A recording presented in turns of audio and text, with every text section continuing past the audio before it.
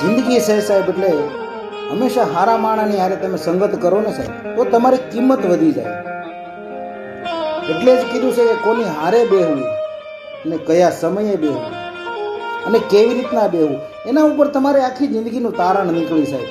આજે ચોખા છે ને, ચોખા સાહેબ, ઈ કંકુ ભેળા જો ભળી જાય ને તો ભાઈ ભગવાનના કપાળ સુધી વયા જાય અને સાહેબ ચાંદલામાં એ તોડાઈ જાય. પણ ચોખાને કોની હારે ભળવું એ મહત્વનું છે સાહેબ. જો એ કંકુ હારે ભળી જાય ને તો ભગવાનના તિલકમાં જાય, પોગી જાય. અને સાહેબ જો એ દાળને હારે ભળી જાય ને તો ખીચડી થઈ જાય. એટલે હંમેશા માખી હોય ને, માખી સાહેબ, જ્યારે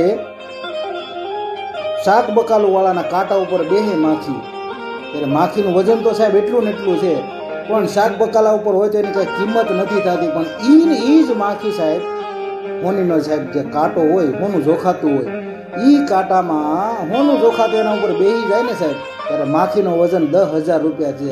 કારણ કે એ હોનાની હારે બેઠી છે અને શાકભાજી ઉપર બેઠી, ત્યારે એની કોઈ કિંમત નથી. એટલે માણસ હંમેશા કોની હારે બેસે ને સાહેબ, એને આમાં એની કિંમત થાય. એટલે હંમેશા જિંદગીમાં તમે હારા માણસની હારે રહો ને તો સાહેબ તમે હારામાં ખપો, અને ખરાબ હારે રહો તો ખરાબમાં ખપો.